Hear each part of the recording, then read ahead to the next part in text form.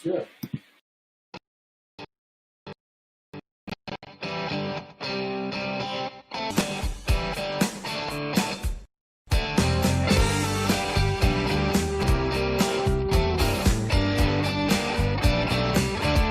Welcome to the new podcast, A Mick, a Mook, and a Mike, hosted by Billy O'Connor and Frank Pace.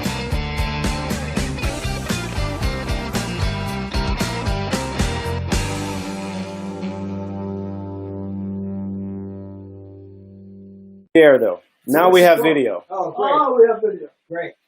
Now we have video. Now we're on the air. Jesus, you're a handsome man. You're Billy O'Connor, I'm Frank Pace, and here we are at 109 degrees in Pasadena, California, with our ace technical department, Derek Harris. Say hello, Derek. Hello, everybody. Did you catch that on camera? So we're not going to see what's going to be on camera today either.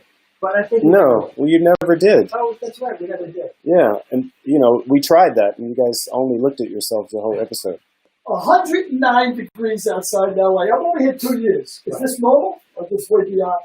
It's. I think I'm afraid it's the new norm. But it never used to be like this. It's never. I mean, a couple of days, maybe in July or August. Now, the heat doesn't even start until September, and then it goes until November. It's crazy. But there's no such thing as global warming. Well, I don't know about that. I'm not a scientist, but I got to tell you, I lived in Phoenix, Arizona, right? I lived in Phoenix for about 6 years. And I even used to do a joke on stage. I'd say, I love about Phoenix? I love its proximity to everything. You live in Phoenix, you're only 6 hours to Vegas, you're only 7 hours to LA, you're only 20 minutes from the sun. Because it was like 125, 130. I mean, Vietnam wasn't as hot as Phoenix. I mean, you walk outside and you get hit. But there's a segue. My friend Michael Finney does a joke. I know Michael. He does it. It's not hot. It's a dry heat. Yeah. It's a dry heat. I heard a guy say the same thing about pussies. It's a dry pussy in Phoenix. Vietnam was famous for humidity. Oh, the humidity was unbelievable. But then you get 3 months of rain from monsoon. But you know what? Frank, I used to go pick up guys and crack me up. A guy would call me from New York and he'd say, "Hey, Billy, I'm going to come visit you down in Phoenix." You know what bothers me? What? Derek's not switching when he's on his phone. That's not a good sign. So I'm just checking the sound. That's the guy from New York would say to me, "Hey, Billy, I'm going to come down and visit you." I said, "When you come?" He says, "August. I'm going to come for a week." This is cool. Come for a week. And I used to laugh because I used to love picking up at the airport. Because as soon as they get outside the airport, as soon as that door closes and they get hit with that first blast, just to see their face was like, yeah. I mean, it's like Chicago. Phoenix is like that in the summer, and Chicago is like that in the winter. The coldest I've ever been in my life was Chicago. I mean, it was there one day. I was there. It was like I got my wake-up call. And it said, "Morning, Mr. Pace. It's 6:45 a.m. and it's -10. Have a nice day." -10. Yeah. But you get the wind too. -40 with the wind. Windy City. I mean, for a reason. I walked outside. It was like walking into a wall. It was so cold.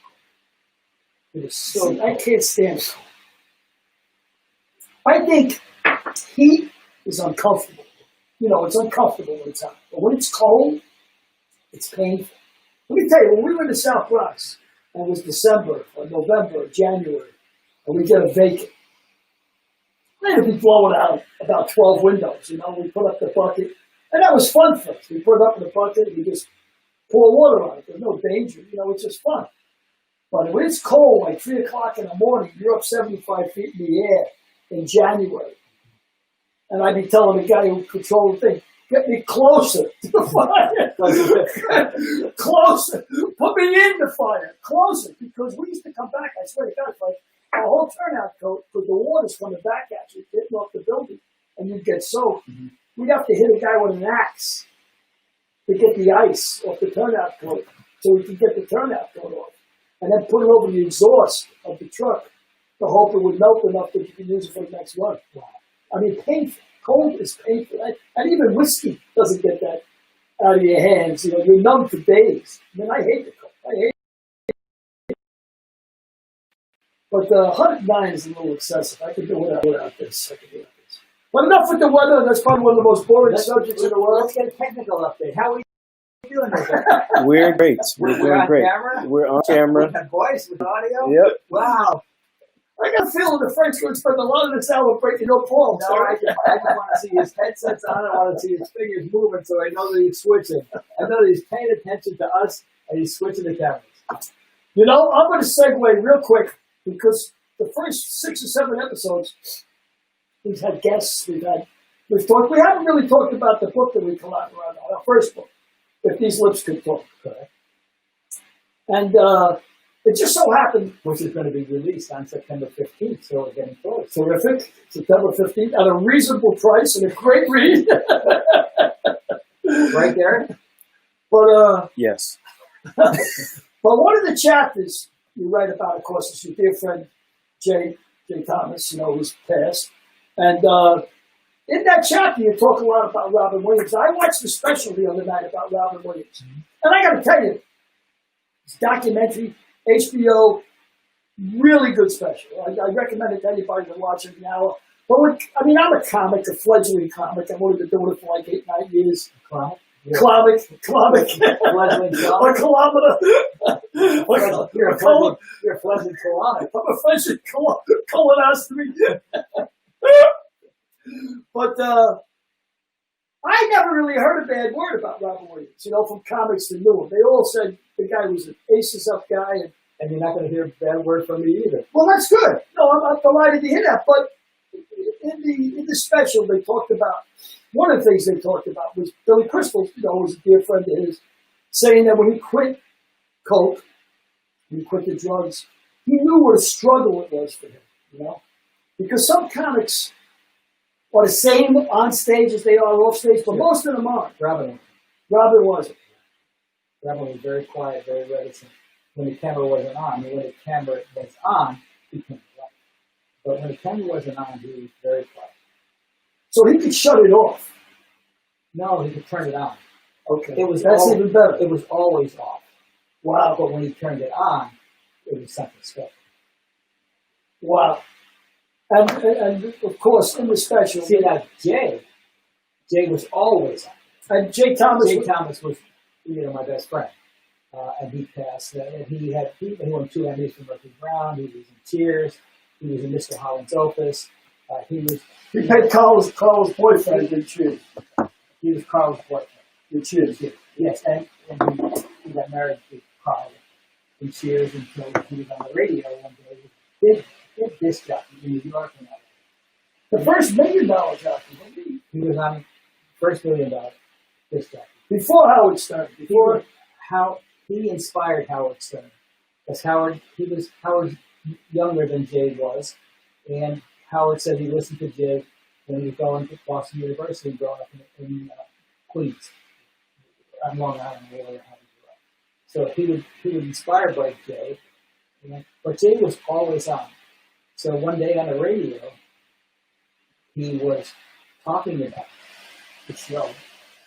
And then Cheers.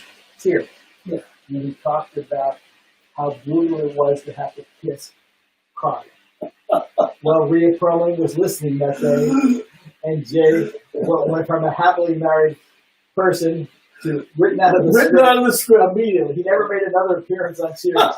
And he was starting to develop his storyline, too. But he went for a joke at Carly's expense. And he was the wrong person. That's the deal with the big mouth. But Jay would always do that.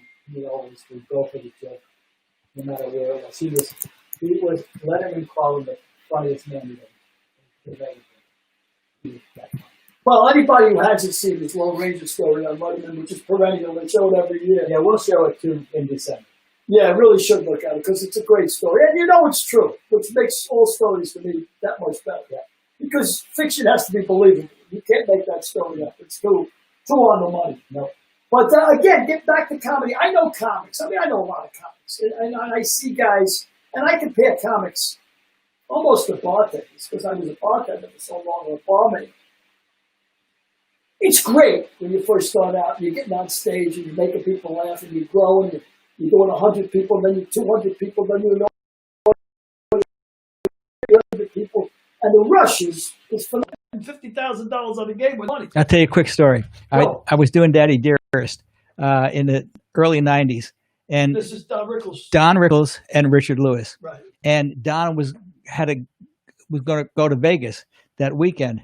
And Richard came up to him and he said, you know, Don was now a huge star. Don started out doing 3 shows a night, a midnight show, a 2 a.m. show, and a 4 a.m. show for the other performers. That's what he would do, a 4 a.m. show. And this is in Vegas? This is in Vegas. Yeah, at a lounge. Wow. When he was in the 60s. So Richard came up to Don and he says, Don, hey, I'm doing Vegas too in a couple months. He said, he said, do you do 1 show or 2? He said, I do 1 show. You do 2. Yeah, but that's a great concept because there's a guy called Gabe Lopez, and he runs comedy shows in Vegas. It's called Dirty at 30. Mm-hmm. And at 12:30 at night in a casino in Vegas, it's on the other side though. It's not on the main drag. He does the show Dirty at 30. Mm-hmm. But the deal is, all the comics that have performed in Vegas throughout the night, now the show's over. They have no place to go. They want a place to go. They want to see their Yeah. friends. I mean, they're going to go where they feel welcome. So Don would do a 4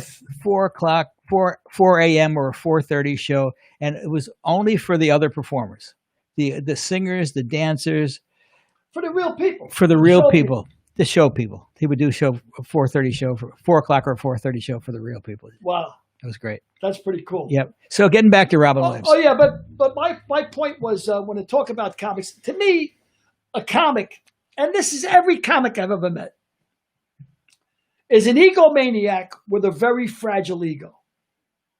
I know that sounds strange, but if you tell a comic, Doesn't sound strange to me. if you tell a comic, you can tell a comic that you're fooling around with his mother, and he might let it go. You tell a comic he's not funny, you have made an enemy for life. Mm-hmm. I mean, for life. Mm-hmm. It's incredible. And yet some comics, like I said before, when you finally do it in front of 300 people, the rush is so amazing that I can see why you'd want to continue it. But a lot of comics that I've met off stage are just like Robin Williams. They get reticent. They get quiet. Yeah, Gene Wilder was a very funny person. I told the story last week, but he was a very funny person. But he's not funny at all in real life. He was just, you know, some people are naturally funny, and other people learn to act funny, and that's the difference. But we're all acting since the day we're born. I mean, every one of us are acting. I mean, as a child, you want to get something, you act until you get it, right? I mean, we're all. Didn't Wilder many times talk about Gilda Radner as being the funny one of the two? Oh, of course. But Gilda was naturally funny. She was really funny. She was really funny. Gene was playing funny, acting funny. Yeah, well. But both of them came across as funny people. So again, I have seen comics go on stage, and these are guys that are recently headlining about 3 or 4 years. And the reason I compare them to bartenders is because when you first start out and you're 25, 30, and you're playing in front of 500, 600 people, and you're getting that kind of acclaim and rush, it's wonderful. It's got to be. But now you're 55, 56, and you haven't advanced your career already. You're still a headliner, but you're still headlining for the same money that you were doing when you were 27. You're talking about 400 people? Yeah, I mean, well, maybe 700 people in most of the comedy clubs. I saw George Lopez open for 18,000 people. Yeah, that's amazing. I mean, 18,000 people, and I was backstage, and That's remarkable. And the applause and the laughter and the sound that he garnered was incredible to me, because I was like from, I don't know, twice as far from you as me. I was standing from George, but I could see it all and I could hear it all. And it was amazing, the adulation that he felt. Yeah, and the energy. The energy.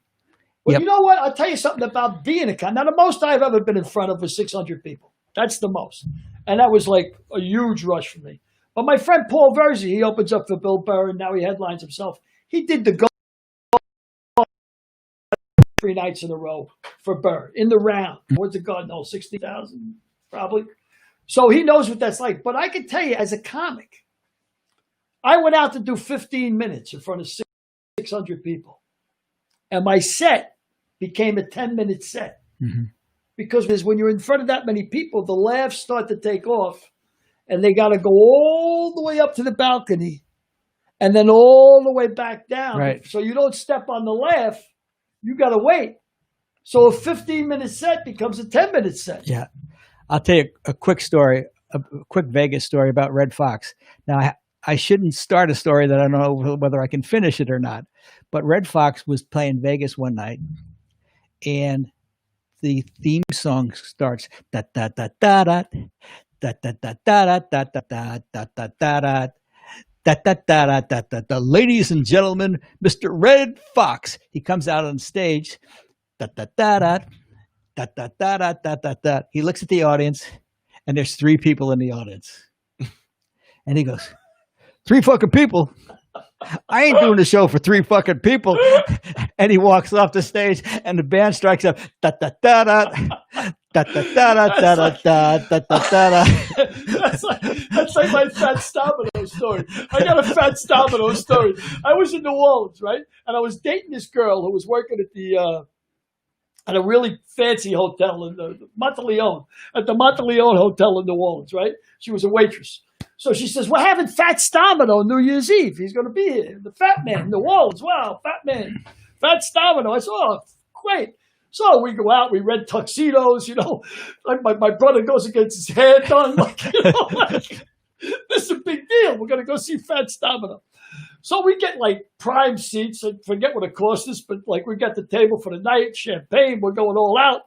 Probably got an 8-ball of blow because it's New Year's Eve, I mean, I can't imagine New Year's Eve without an 8-ball of blow at least. So anyway, we're waiting for Fat Stamino. And the guy goes, ladies and gentlemen, put your hands together for the Fat Man himself, Mr. Fat Stamino, right? Everybody, he comes out, opens up the piano. I swear to God, he starts playing. I found my thrill, and he falls off. Blind drunk. I mean, blind drunk. I mean, they had to pick him up and carry him out of here. Ladies and gentlemen, put your hands together for Mr. Fat Stamino. Because where do you go from there? Yep. You gotta go with it. Yep. That's it. So, Robin Williams. Back to Robin Williams in a roundabout way. So, you met him many, many times, and you found him to be reticent, tacit, quiet, not at all like he was on stage, but you made a good point, and it is a big difference between being able to turn it off and being able to turn it on. That is a huge difference. Mm-hmm. It doesn't sound like much, but I know guys that could never turn it off, and they're a pain in the ass. Rickles could turn it off and on because Rickles was a very, very gentle, quiet man. People don't believe that when I tell them, but he was a gentle, kind man.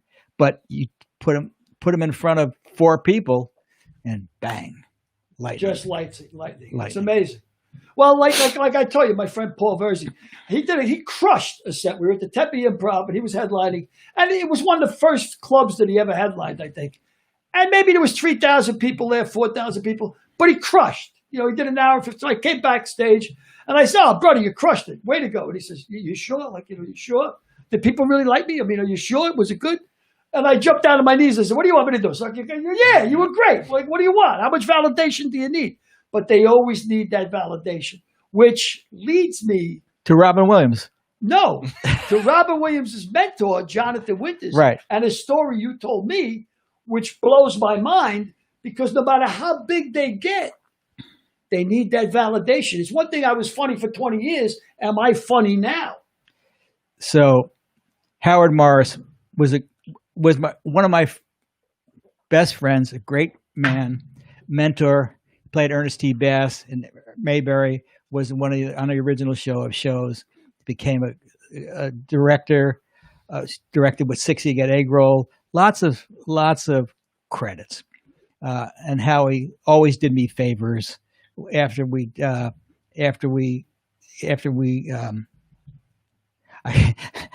my phone's going off my back pocket. My phone's going off my back pocket. I should have turned it off. Anyway, Howard really gave me. We spent a lot of time at lunch at Art's Deli in the San Fernando Valley, and we're just talking. And Jonathan Winters was there, so he stopped by the table and did about 20 minutes. He just stood at the table and he did 20 minutes.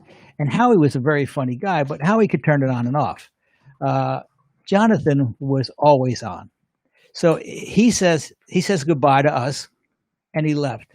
And then we stayed and finished our dinner. And about a half an hour later, finished our lunch. And about a half an hour later, we're walking to get our cars. And out of an alley jumped Jonathan Winters, who had been there waiting for a half an hour just to scare us to see the look on our faces. That's remarkable. That's a true story. Here's a guy at the top of his game who still needs that validation. Can I make you laugh now? Yep. You know? I remember he wanted to make Howard laugh because Howard was generally funny. Right. And if he could make Howard laugh, he would get validation from another comic. And that's what it was all about to him. It's remarkable. I mean, how no matter what kind of art you're in, the validation of your peers is everything. Mm-hmm. You know, I mean, that's with comedy, I can definitely see that as being the way it is. Well, I think one of the hardest jobs of all to succeed at is a comic, because first of all, comedy is subjective, and then unless you never tried it, you don't realize how hard it is to make somebody laugh. Without a doubt. You couldn't be more right. Without a doubt. And it's tougher, and this is counterintuitive, but it's a lot tougher to do 45 minutes in front of a small crowd, especially if they're separated. Mm-hmm. Like if you're in a room that holds like 100 and there's only 8 people there, that's torture, because you almost have to connect with the people. You have to connect with each of them. Each of them, and you don't know who the hell they are. That's why somebody told me that Bill Clinton was the most effective politician he had ever been around, because Bill Clinton could talk to a room of 2,500 people and every person thinks he was there to see him. When they left, every person he had spoke to, he had touched every person that was there personally. They said they had never seen anybody else do that as a politician. I heard something very similar to that, and I tell you, I was in a fireman's wake out in the Bronx, North Bronx, and I went next door to have a few beers, because that's what you do after a wake. All your buddies will go next door, you're having a few beers. And this guy was from Arkansas, he was a truck driver, and Clinton was running at the time. And I said, he doesn't stand a chance, man, not even a chance. And this guy looked at me and says, I don't know, man. Let me tell you something. He's one big old hog. He's a big old hog, I can tell you that. And he's had a few big old hogs, too. And what he said to me is exactly what you said, only he said it more concise. He said that Clinton can walk into a room. He says, some people can walk into a room and you know they're the most important person in the room.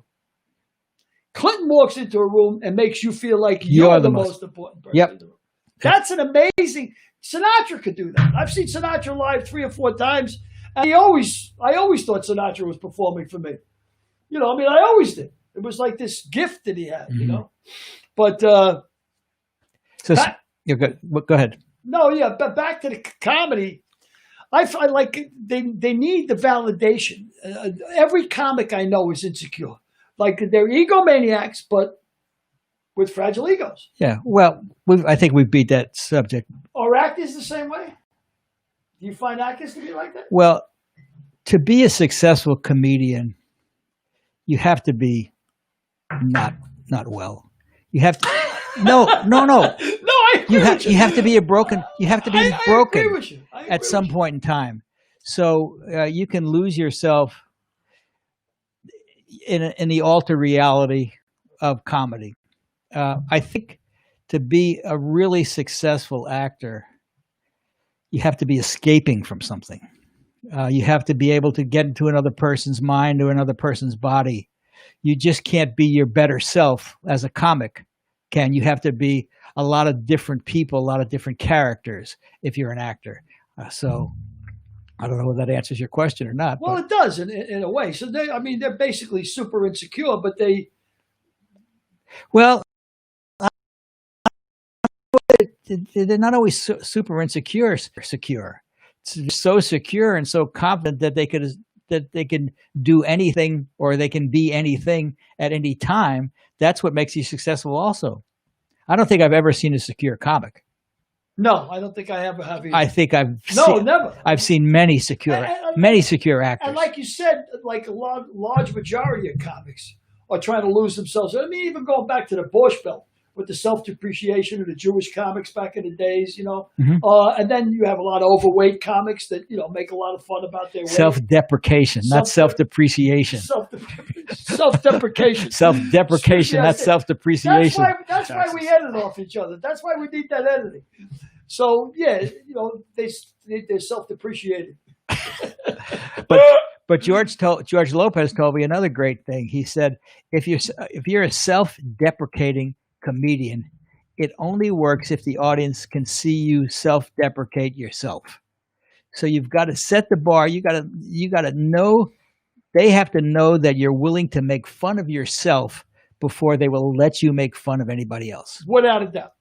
And Lopez, well, you've seen George Lopez many times. I haven't.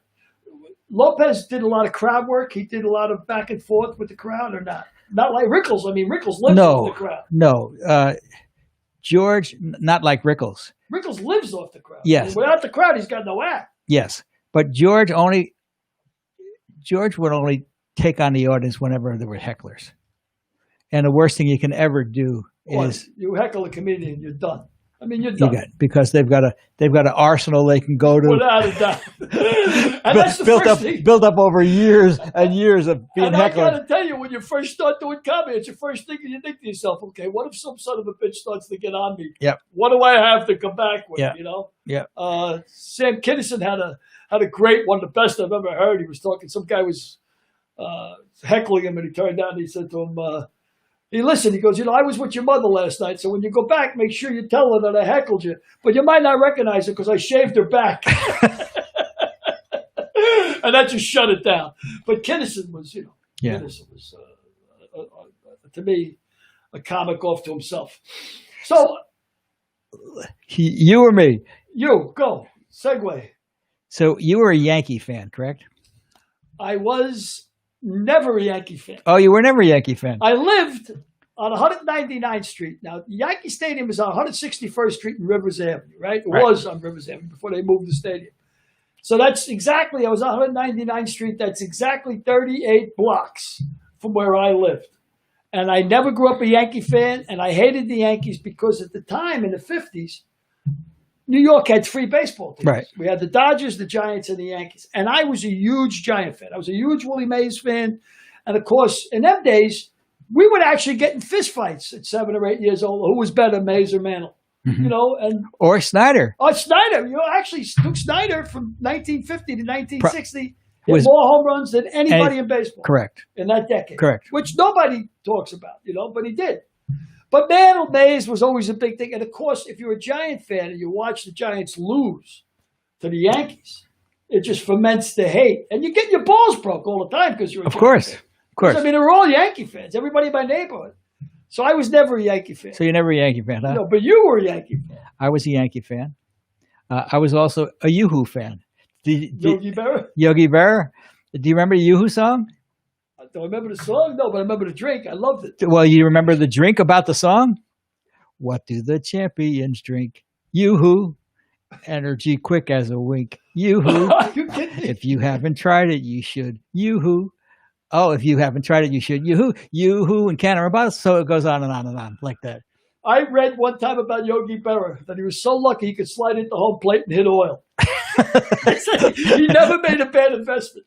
But one of the best quotes I ever saw was on that show Baseball, that documentary. And Casey Stengel said that Yogi, he said to him, "You don't know anything, do you?" And Yogi said, "I don't even suspect anything." But again, Stengel said that he always won when he had his guy on the field. Yeah. And his guy was Yogi. Yeah, another great Stengel quote was Greg Goosen was a 21-year-old catcher for the Mets, and they asked Casey what he thought of his prospects, and Casey said, "Well, he's a 21-year-old catcher. He's got a pretty good chance of being a 22-year-old catcher." Put himself out in the limb. Yeah. Yeah, that show for Ken Barron's, by the way, the baseball documentary. Frank wasn't fond of it. I thought it was terrific. They were kind of selective. I will say that. They didn't have anything about Rod Carew. You want to answer Blinky? You know what, on the air? Why not? Let me see. Put him on speakerphone. Is the Derby been run yet? No, just put him on speaker. You'll be able Hey, to you hear. there? Yeah, hello. What's up, you hump? How you doing? Listen, you're on the air right now. Put so it near the mic. Yeah, then you can hear him. I got him on the air. I wanted to call you before because I wanted your Derby predictions. I wanted to see who you were betting for the Derby. Come on, man. The whole world is waiting. We're on the air, so let's The go. whole world is waiting for your pick on the Derby. I know you're not betting the favorite. No, I don't bet the Derby. I like Wednesday, 25,000 claimers. I don't bet big races. I never did. You only like the $25,000 claimers, and I'm sure there's a reason for that. And what's a claimer? What's a claimer? Tell the people what the claimer is, Blinky. What's that? Tell the people what a claimer is. A claimer is a horse where you could buy the horse out of the race for a price. Oh, so after the race you can buy the horse? No, before you got to do it before the race. Well, that makes sense. Show you my unique knowledge of horse racing. I was out with Blinky one time. To the track. You went with me to the track that time. Yeah, I went and fell asleep. You're done. I went and fell asleep. I said, I'm done, but there's too much time between races. What do you do between races? And you were going to make a bet on a horse for me, and you said, okay. I said, yeah, bet a couple $100 for me on a horse, too. And you went up there and you came back and you said you changed your mind because you didn't like the dapple. No. And what's the dapple? He might have been sweating between his legs, bro. He didn't like the way the horse's ears looked. If the horse's ears weren't up, he changed his bet. That's the dapple. All right, so you got no hope of telling our listeners who to go for the Derby. Just don't bet the favorite, just right? Watch it, and that's it. Watch it. That's it. Keep your money in your pocket. That's it. All right, my brother. I love you. Take care of yourself. Thanks, Blinky. Bye-bye. Thanks, Bye. buddy. Take care. Yeah, I don't bet them. I only bet claimers. What the hell's a claimer? You didn't know what a claimer was? I don't know anything about I knew horses. that. Wow. I went to the track 3 times in my life and lost every time, and it was the greatest thing that ever happened to me. Thank God I never won money at the track. Thank God. When I first found out that you could gamble on football, I said, this is amazing. I know everything about football. This is found money. Yeah. I know everything about football. That left me on a lifetime of bad terms. One time, I owed 8 bookies. I think I had bagged out about $80,000 in credit cards. And still, I was betting I was making $350 a week take home. I was betting $5,000 a game. So yeah, I know everything about football. So back to the Yankees. Do you remember who sponsored the Yankees? Let me see. It was a 3-wing favorite. Oh, Schaefer Beer, Rango. No, Ballantyne. Ballantyne. And that's the best ale that there is to this day, Ballantyne ale. Nothing tastes as good as Ballantyne ale. Forget about all those Molson ales and all. Ballantyne ale was the best ale I ever tasted. And do you know the Ballantyne song? 3 Rings? Yeah, that's close, but can you sing it? Is he older than me? He No. can't be older than me. You Can I guys sing are- the Ballantyne song? You guys are twins. Exactly. Hey, the same get your age. cold beer. Hey, Jacoby. Hey, get your Ballantyne. Hey, get your cocoa beer. Get your ice cold Ballantyne beer. There was a place in Bayside, Queens. It was a little bar, and maybe it had 6 stools. And the bartender's name was Soupy. Soupy was a real good friend of mine, so I used to go to Soupy's. But the reason I went there is because the owner loved Ballantyne ale. And they had it on tap. Mhm. And I'd never seen Ballantyne ale on tap. As a matter of fact, I don't think it Was Ballantyne. No, it was Ballantyne. was Ballantyne. But I think the guy only delivered it because the guy who owns the bar said, I'm not buying any other product from you unless you give me Valentine on tap. But it was absolutely delicious. But I told you a story about Soupy recently when I was bookmaking that he used to beat me every week, right? Right. And this guy Soupy, he bet like $100 one game on Sunday. 7 straight weeks he beats me. By the way, we're going to start the week with your one pick, lock of the week, and we'll have a little wager on how you do at the end of the year. Yeah. We'll just see how I do.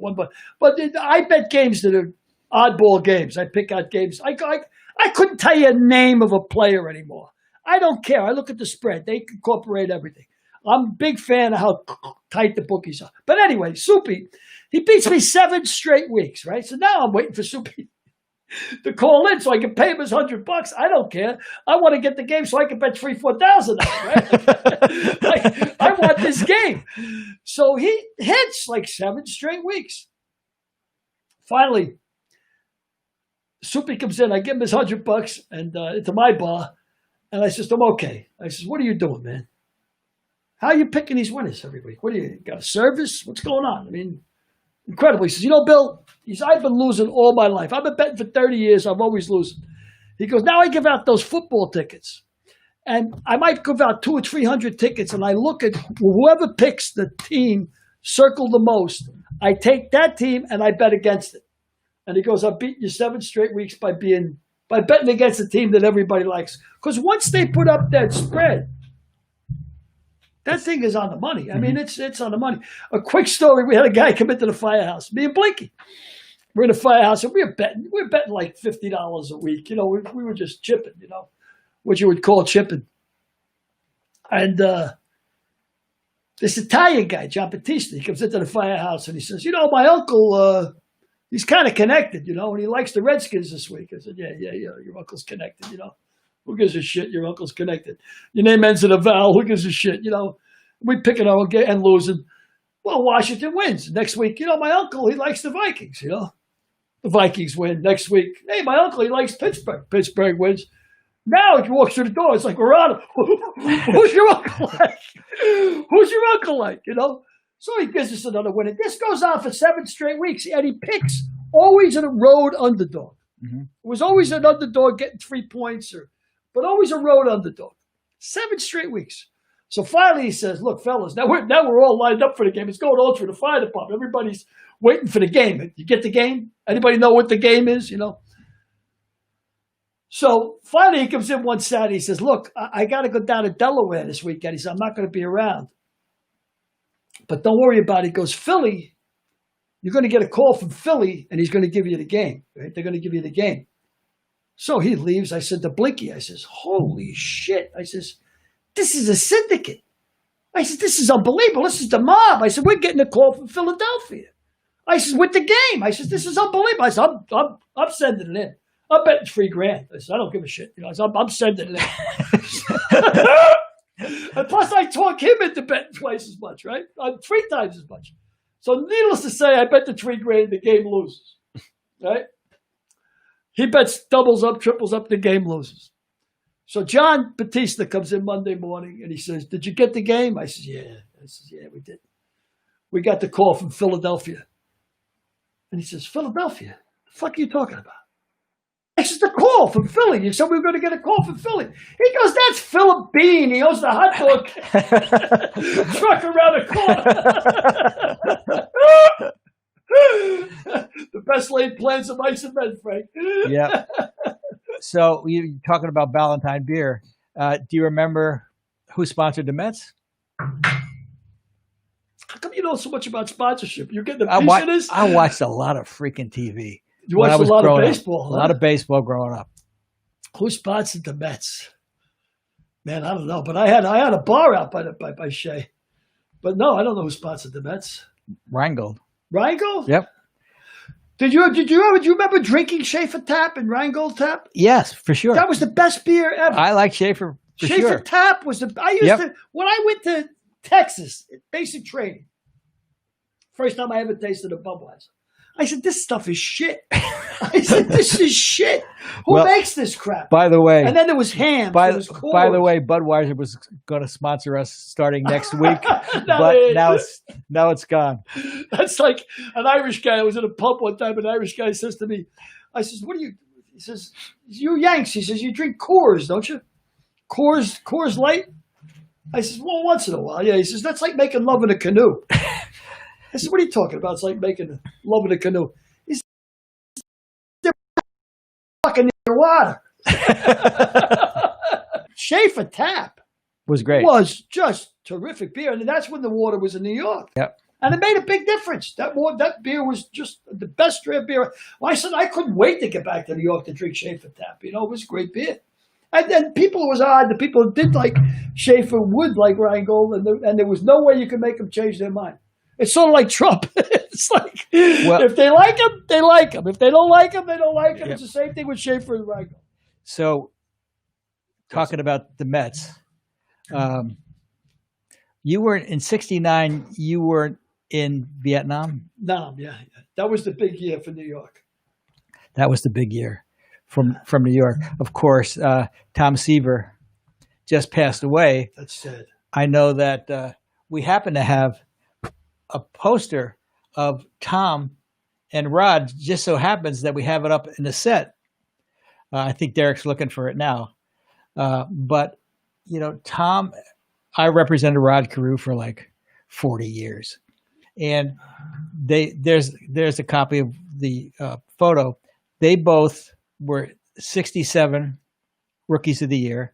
Tom was the National League Rookie of the Year with the Mets in '67, and Rod was the American League Rookie of the Year.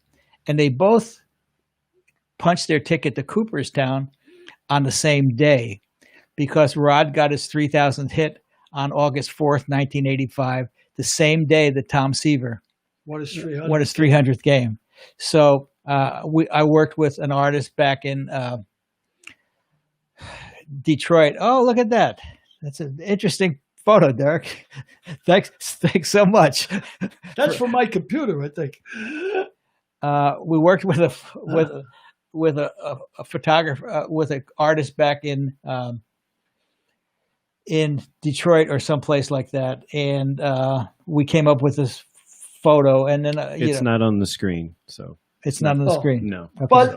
But we have to get our logo back on the screen. It's soon. coming up. Okay. It's a remarkable coincidence, and you talk about and they became very, very close friends. Did they? Yeah, very, very close friends, right up until the end. Now I see a lot of people talking on social media about him dying of COVID. Tom Terrific, but that's not really the case, is it? Well, he had been afflicted with deer tick disease almost 8 years ago. And it gradually parlayed itself into dementia. Wow. And, the family Lyme disease would do that? Yes, Lyme disease. Wow. So the family was trying to honor Tom's wish to keep it private. And it only came out in the public that he had dementia when Art Shamsky wrote a book. Art Shamsky was an outfielder for the '69 Mets. Yeah. He wrote a book, and he outed Tom's dementia. He didn't do it. He didn't do it purposely, but he did it nonetheless. So he may have had a touch of COVID along the way, and that may have put him over the edge. But he was basically he passed away from Lewy body dementia. Wow, that's what it's called. But it was probably brought on by this Lyme disease that he had been bitten. Other than Bob Gibson, I think Seaver was like probably the biggest money pitcher I ever seen. Gibson was like lights out when there was money involved. Oh, I'll tell you about found money. My Seaver story. I don't know I never met Tom Seaver. You have. I don't. But my Tom Seaver story goes something like this. It goes to show you how a man like that can affect all types of men. I'm sitting in a bar in a Jolly Tinker with the owner of the place, Mike Prendergast, right? Irishman. This guy would gamble on two roaches run across the table, right? He'd bet on anything. He personifies the thing. Hey, I lost 200 in that crap game, but that's a fixed game. Yeah, but it's the only game in town. Like, that's what he'd gamble on anything. So he says to me, come on, let's go out Nice day. Let's go out and see the Mets play. Go out to Queens and watch the Mets play. Cool. He said, Seaver's pitching. We'll put $100 each on Seaver. It's foul money. Seaver's a lock. Can't lose. $100. We'll put it on Seaver. We're driving out to Queens. Seaver gives up 5 runs at the top of the first inning. So it's 5-0 Cincinnati or whatever. We reach the stadium. We just turn around. We don't even go in. Just go right to the bar and watch the rest of the game on TV. It was like the best laid play. Man, always been gambling. Found money. Well, When you guys Oh, cool. okay. In '65, I was at Shea Stadium when Tug McGraw beat Sandy Koufax. Wow. Tug McGraw started for the Mets, and he beat Sandy Koufax in a 2-1 game or Wow. 2-0 game or something. But later on, I ran into Tug, who I got to know a little bit, and I told him that story, and he said, "Yeah, I was there." I was there. He said, Yeah. So who we got, Derek? Well, first shout out today, and Philip helped us with a sound problem. Philip Waring. Yeah, Philip. He's got a book out, by the way. Philip, it's about various weddings that he's done over the years, and some of them are really politically affiliated. They're kind of remarkable. Ronald Reagan, he was attending a lot of weddings with very big high members of the Republican Party, and Was he invited? I don't know. I don't know. Did you crash that, Philip, or what? No, he was the guy who performed the service. You know what? You know what I like? He's from Arizona. An interesting guy. You know what I like? Philip helped us with a sound problem that we didn't know we had. There's another thing. And if that doesn't feel good, here's another inch for you. It's budget problems. Who else we got out there, brother? We got. I told you how we can fix that. How's that? You can put up the money. Chris Cope Chris Cope. said, "Love this." I love Chris Cope. Chris Cope is really up and coming. Aren't you in Kansas right now, you hump? Where are you? You're doing comedy someplace. You're in Kansas. Billy, right? you're not talking to him live. Oh, but he's up there. Okay. Well, Chris Cope is. I he's- tell you how I met if Chris he's still Cope. This is there, a quick he's Chris Cope story. Chris Cope is a terrific comic, up and coming, very funny headliner. Someday you're gonna know that name. He's that good. Not a doubt in my mind. I met Chris at college. Right. I was at the University of Florida. I'm 60. I guess I was 62 years old. And I'm taking a shot at comedy. I said, I'm going to try this because why not? If you haven't made a fool of yourself by the time you're 62, what's the difference, right? So I figured I'll do some comedy. So Chris says, I'll give you a shot. I'll give you 3 minutes. Now, I was in college, and Chris was 24, and he was my weed dealer. That's how I met him. Sorry, Chris. No, but he's very much like Rickles. He doesn't insult the people in the audience. But he has a different act every time he goes on.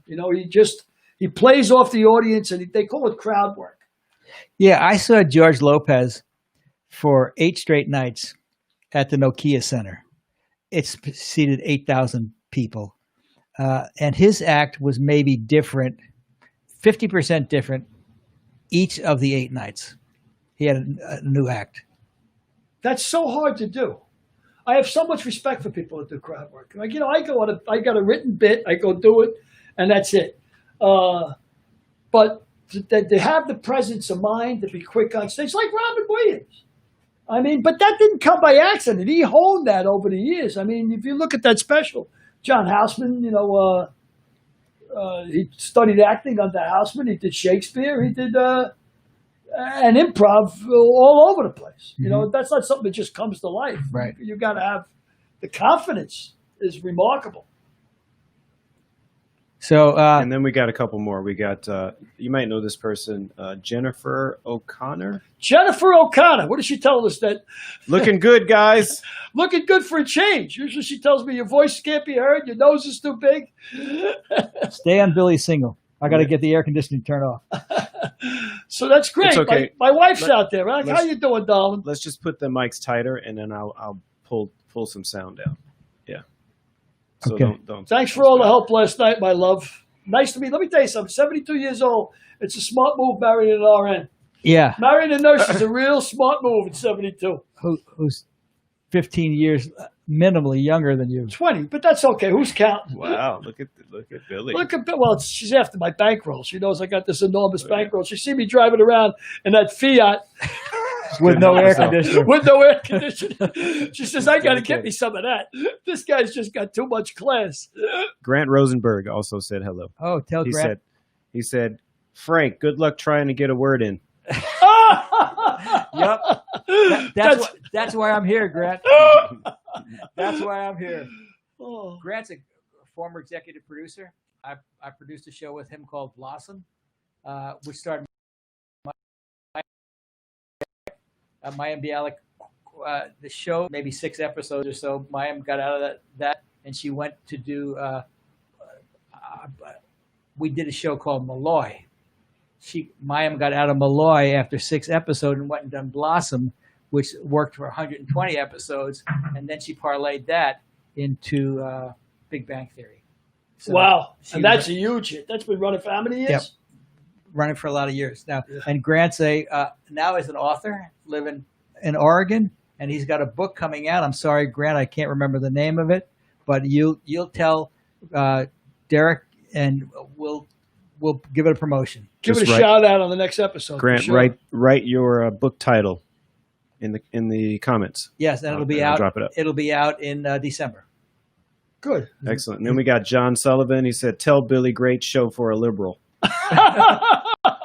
John's a deputy chief, a retired deputy chief on the fire department, and he laces into me every goddamn day on Facebook. Matter of fact, you're the one who always says, "Why do you argue with these guys?" Why do you argue with them? It's just, I know. But you know what? I respect John immensely, number one. And we ain't never going to agree politically, but he's a solid dude. So, it is what it is. And you know what? Politics is such a small part of our life. We are who we are. Yep. So, did you know that today's Clint Eastwood's birthday? What is he, about 141 or what is he? Almost. He's 90. Is he 90? 90 years old. And if there's another picture coming out, he's going to be on it. He's going to be in it? No, he's going to be on it. He's a terrific director. Without a doubt. He's a terrific director. Without a doubt. He's the only guy I've ever heard of on a set where I think Andy Garcia may have said, he's the only man I've ever heard say, that's lunch and a wrap. He shoots so fast. He prides himself on shooting fast and shooting under budget. He never has to take a second take if he's got it the first time. Wow. And do you know how old Raquel Welch is today? No, but this is going to kill me because I met her once in a bar and she blew me away. 80. She's 80. Yep. She's a real nice chick. I was attending a bar at a place called Blondie Stone down in Wall Street. And she came in with 2 guys fully, dressed, ties and collar, the whole deal. And just for a quick, and she bought the whole bar a drink. I mean, a real sweetheart. And it was like one of these joints, it was a sandwich joint, where you get the knockwurst and the thing and the little hot service line and a quick beer and you're back to lunch. It was Wall Street. But she was sweet as hell and gorgeous. Drop dead. 80 years old, huh? Yep. Well, she was married. I bet you she still wouldn't go out with me. I doubt it. I doubt it. She was married to my buddy Richie. Who's your buddy Richie? What's his last name? I don't remember. But I want to say Richie Mulligan or something like that. I can't remember his name. It was Mr. Raquel Welch. That's all you know. He was married to Raquel Welch, and he was partners with Kathy Moriarty in a pizza joint called Mulberry Street Pizza. And they had a couple of joints around town, very, very successful. And then Richie had a falling out with Kathy. He broke up with Raquel, and therefore I forgot his last name. Mr. Raquel Welch will do. Yeah. But 90 years old, Clint Eastwood, there was a song, I forget the country and western singer that wrote it. He had asked Eastwood, it'd be a lot better if I can remember the country and western songs singer. Me. But he had asked Eastwood, how do you do it at 90 years old? How do you keep doing it? How are you so prolific? And he said, I just don't let the old man in. Right. Mm. And then this country and western singer wrote the song. And it's a great song. It's a great song. Don't let the old man in. And I was singing it. Just pull that mic up. Pull the mic up. Yeah. I was singing it Perfect. one time in a car when I was driving my stepchild, Jennifer's daughter, who was like 13, to school, and I was singing. I was trying to remember the lyrics, and I was saying, "Don't let the old man in." You know. And she turned around and she goes, "My mother made that mistake." It was like I teed it up for her, you know. I says, well done, young lady. Wow.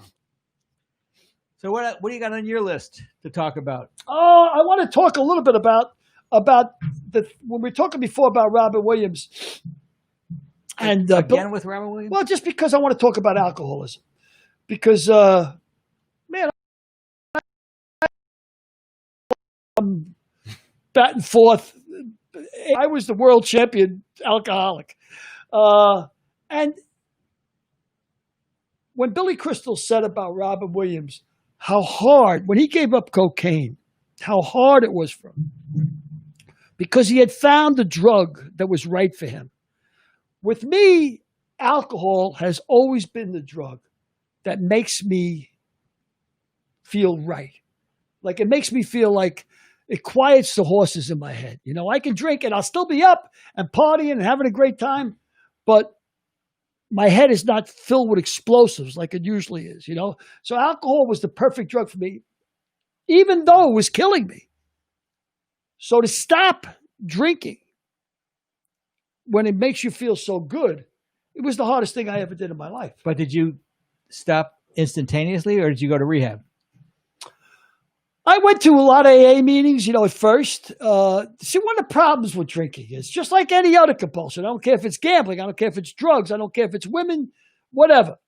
Any compulsion is time consuming. So once you stop, all of a sudden you have a tremendous amount of time on your hands. And that's what AA is all about. AA helps you fill the void. If a guy quits drinking and just decides, well, all right, I quit drinking, pretty soon he's going to be sitting around, he's twiddling his thumbs, he's doing, screw it, I'm going to go get a beer. So AA gives you that camaraderie. It's a place to go. And there's a lot of wisdom in the rooms. You know, there really is a lot of wisdom in You know, it's interesting you say that because I'll tell you another story. My daughter, when she went to college, she said, you know when kids get in trouble? Kids that are athletes get in trouble between the hours of 3 to 6. Because 3 to 6, they were always in practice. And she predicted that my nephew was going to quit the football team in college to go out, and he just didn't want to play anymore. And within half a year, he joined the Marines. Because Erin said, you have so much time on your hands. You think about when you go to high school, you're in school from 8 to 3. So that's roughly, 8 to 3, it's 7 hours a day, 8 hours a day. And then you go to practice for another 3 hours. Yeah. So then you come home, you do your homework, and then when you get to college, you got to figure out what to do. If you're an athlete, you have to figure out what to do between 3 and 6. And that's why so many kids get in trouble. That's a brilliant That's theory. what you just said. It's a brilliant theory. I know it for a fact. That's what goes on with alcoholics or even gamblers. So now you quit gambling or you quit doing drugs.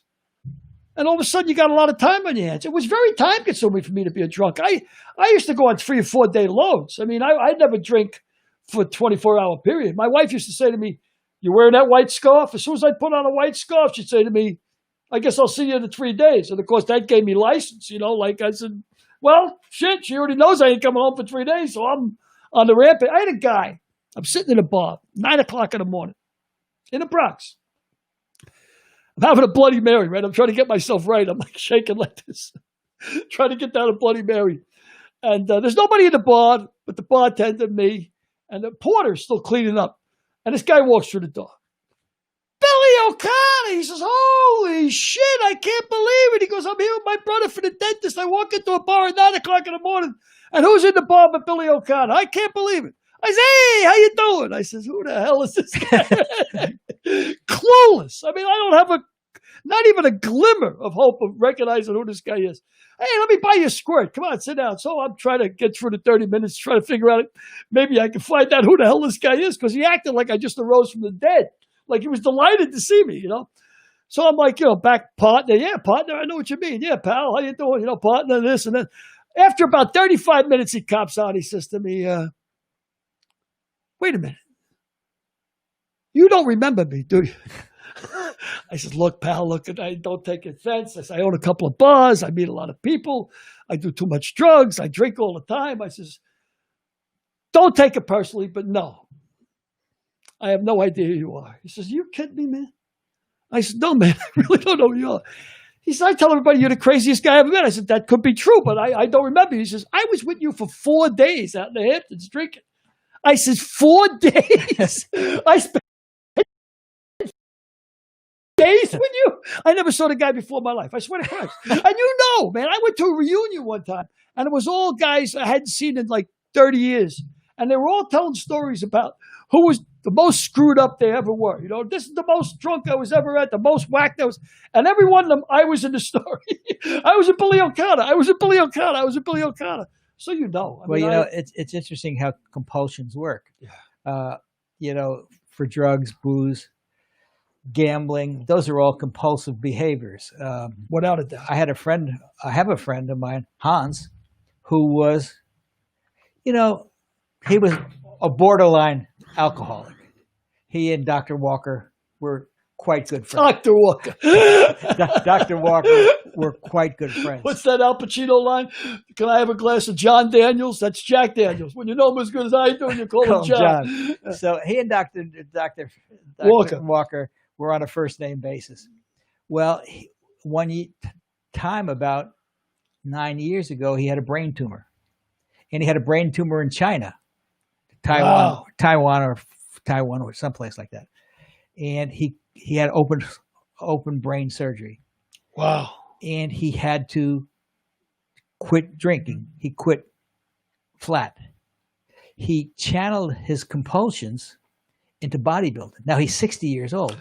He's now a world championship natural form bodybuilder. I saw his picture. I think he befriended me recently. Yes. That guy's up. How old is he? 60. That guy's got a body like a 20-year-old man. Yeah, he used to have a body like you. And he wanted to lose that. He gave up all of that just to be a bodybuilder. Yep. No wonder he was an alcoholic. But you say, that happens. Guys become long distance runners. Yeah. Guys become because they got to channel that energy. That's how religious freaks. Yes, some people channel into religion. Right. Exactly.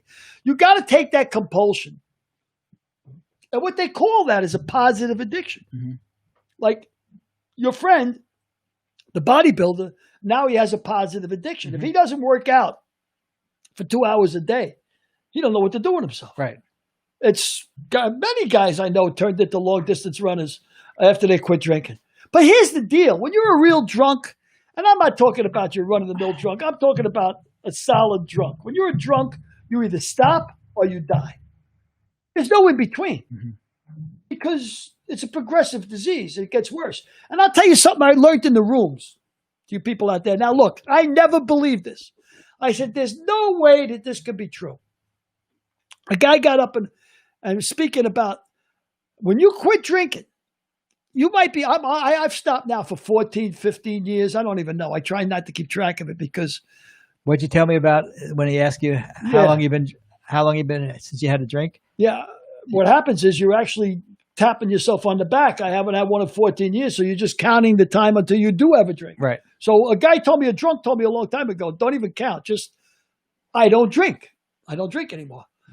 But this guy had said in a meeting that, and which was confirmed by a few other guys because I couldn't believe it. This guy said that if you quit drinking for 10 years, your disease progresses just as if you never quit.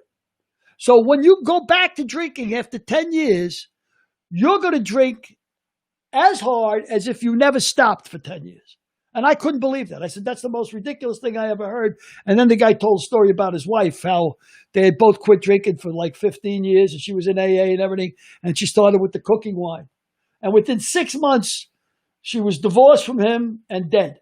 She went on the road, met some guy who was a bang up drunk, because it's an insidious disease, alcohol. Insidious. Well, I'm lucky. I never liked the taste of it. I never liked the taste of alcohol, period.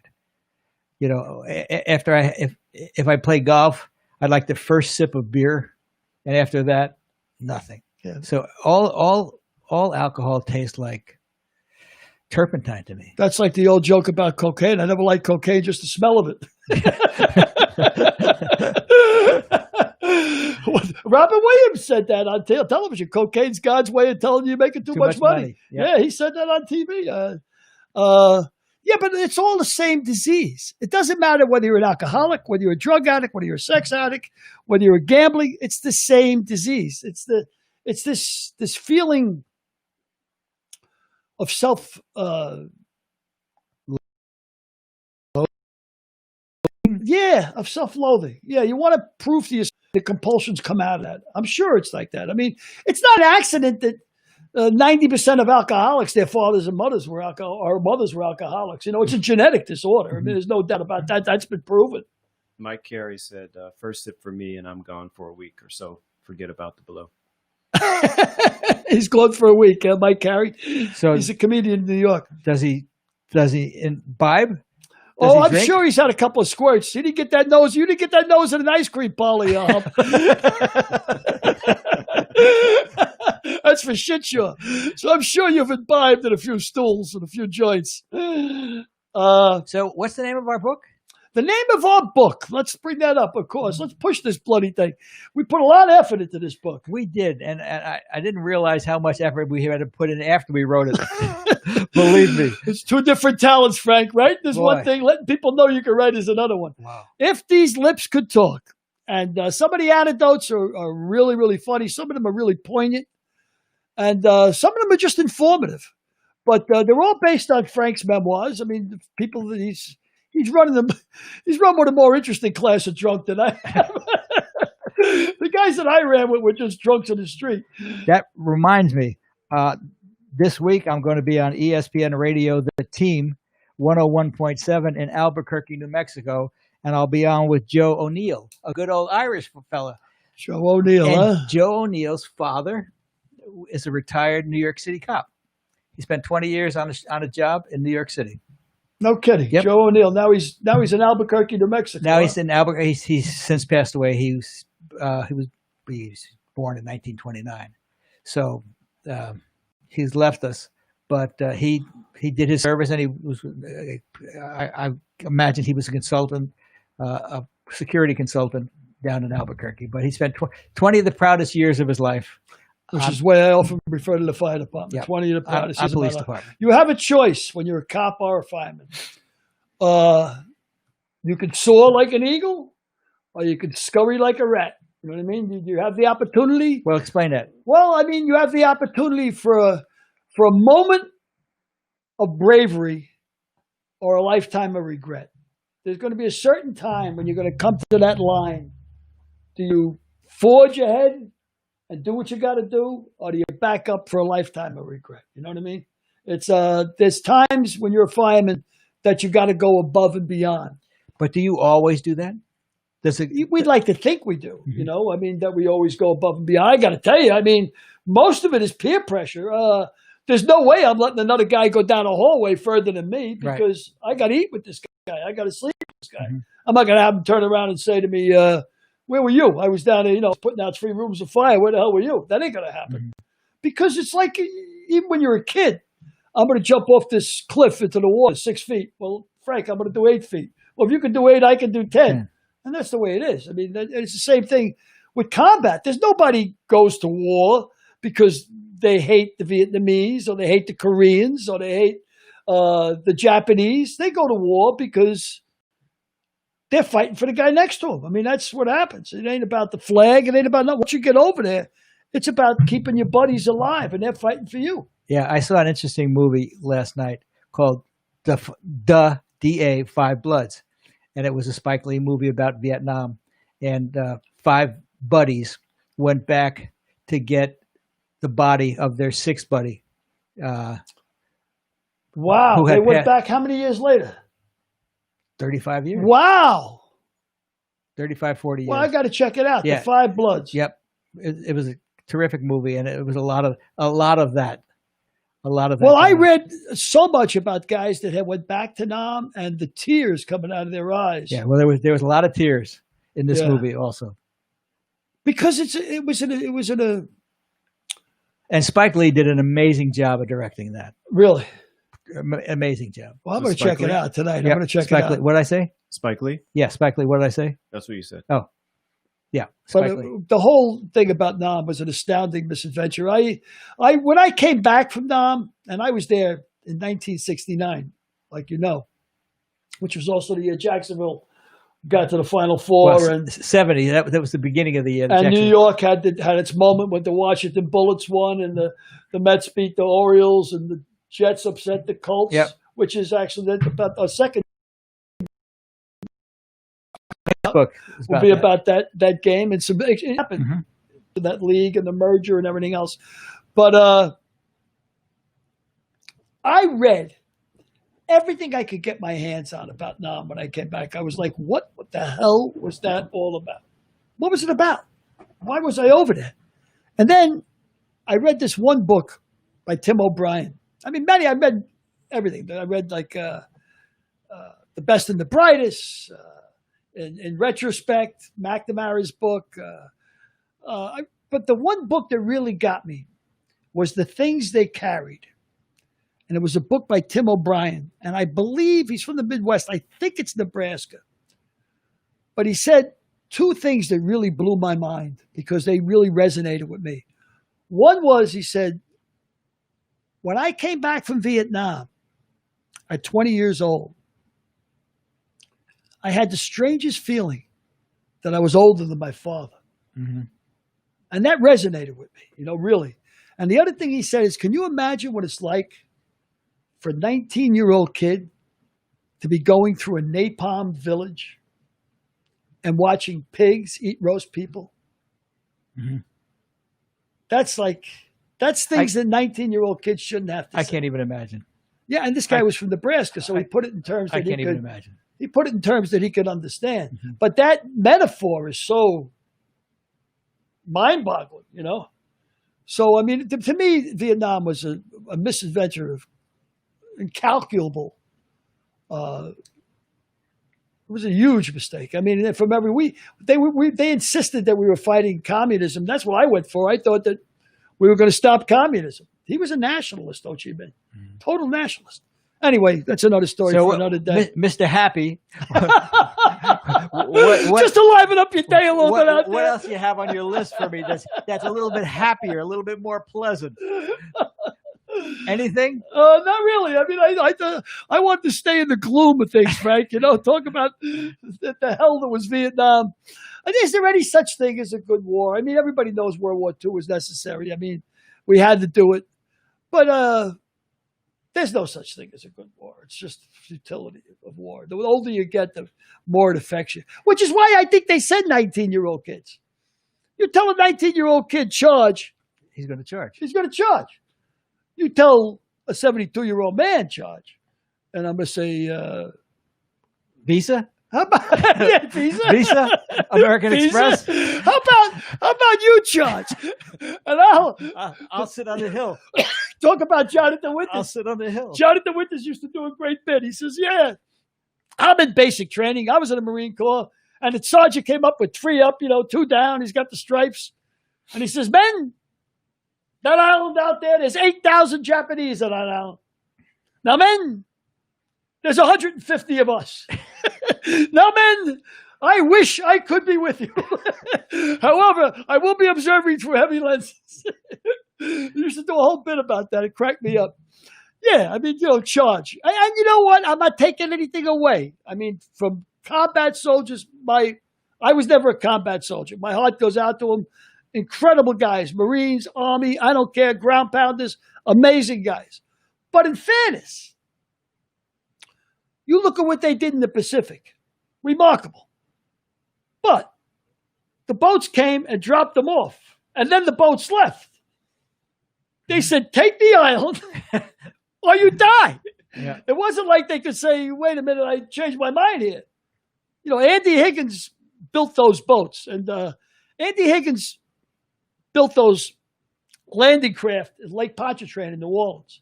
And it's a great museum down there, World War II museum in New Orleans that Tom Hanks and Spielberg built. And it's fantastic. One side's the Atlantic campaign, the other side's the Pacific campaign. Every time I go to New Orleans, I go to that museum. I urge you to go to it. It's a great museum. But Andy Higgins, the water boat, the landing craft is right in the lobby. And he was so important in our war effort that Hitler even mentioned Andy Higgins in his speech. He said, no matter how many Hitlers, no matter how many FDRs, no matter how many MacArthurs, no matter how many Andy Higgins try and beat us, we're going to win. Wow. So, I mean, he had that much of an impact. Wow. But again, like I said, they drop him off and they leave. When I went to Vietnam, it wasn't like you got to Vietnam and said, I'm here to do some good. Let me clean up this place, you know? Women. Where the women? I'm an 18-year-old recovering Catholic. Where the women? I'm a drunk. There's weed everywhere. There's every kind of drug you can imagine everywhere. And I'm coming out of the Bronx, right? An Irish Catholic home. I was like, this is... That was one of the things in the movie, The Five Bloods, was that the first time they saw Vietnam, now they were amazed. The capital city. They were amazed at Saigon? Yeah. How much bigger? How much bigger and how much it had changed. Yeah, everything's like that. I told the guy when I was in Thailand, I was making a lot of money playing poker, you know, because I was always scheming. I was always gambling. And I went to this place, Pattaya Beach, which is about 70 miles from Bangkok, but it was a resort area. And I'm talking about just gorgeous white sand, beautiful clear waters. And they even had Australian hookers, which was a big deal for us because they were like $20. The Thai girls were only $4. It was economics. That was the day. But I used to go to Pattaya Beach, and I told the guy who was visiting Bangkok, I said, hey, make sure you go to Pattaya Beach. I told him about 10 years ago. I said, it's a nice little fishing village outside Bangkok. The guy says to me, fishing village? Are you kidding me? Because there's billboards for Pattaya Beach when you get off the plane. He goes, they have like every kind of corporate entity you can imagine is there because things change. Yep, things change. So the only town I don't think they'd let things change too much is New Orleans because you can't do anything in the French Quarter unless you get approved 19 different ways to Tuesday. While it's still there. While it's still there. It's changed a lot. You think? Not the same. Yeah. And what? Not with the food. You mean just with the locale Everything. People? It's different owners. It's more commercialized. Well, everything's more commercialized. Yeah, I grant you that. Yeah. I mean, I'm just saying the architecture looks the same. Oh yeah. The culture's different after Katrina. It's completely different. So Billy, yes, sir. Before we sign off, where can you find our book? Where can you find our book? You can buy our book. At Amazon.com? On Amazon.com. You can also find it on our Facebook page. Periodically, you'll see it up. Acclaim published it. We were lucky enough to have... What's the title? If These Lips Could Talk. What? If These Lips Could Talk. Really? And it's a series of anecdotes. Not a series of anecdotes, but it's an examination of Frank's life. And it's not really Frank's life, but the people he encountered along the way. And every one of the chapters are self-contained, which makes it an easy read. It's like there's a stat chapter about Billy's toilet reading. Toilet reading. Without a doubt, it's toilet reading. You can read a chapter about Sylvester Stallone and put it down. You come back the next day, open it up, you'll read a chapter about Rod Carew and put it down. Chapter about Jay Thomas and put it down. So it's self-contained, which makes it an easy read. Chapter about John Wayne. Chapter by John Wayne. Chapter about Bob Hope and Gerald Ford. Gerald Ford. Yeah, I mean it's an interesting book, and it's a behind the scenes glimpse at what Frank has seen along the way. And you want to get that information as quickly as possible because let's face it, I mean, how much longer does Frank have to tell these stories? You know. With that, we'll say goodnight, Derek. Thank you for your efforts, Mr. Harris. Behind the council. Thank you, Mr. Billy, and we'll be back next week. Always good to be here. So long, everybody, and thanks for tuning in. We'll be back next week with a special show on 9/11. Right, a Mick, a Mook, and a Mike. And John Sullivan. Next week, we got Chicklets on. And we made a call to Blinky today, Mr. Wonderful himself. So just a shout out to you, Johnny. Thanks, everybody.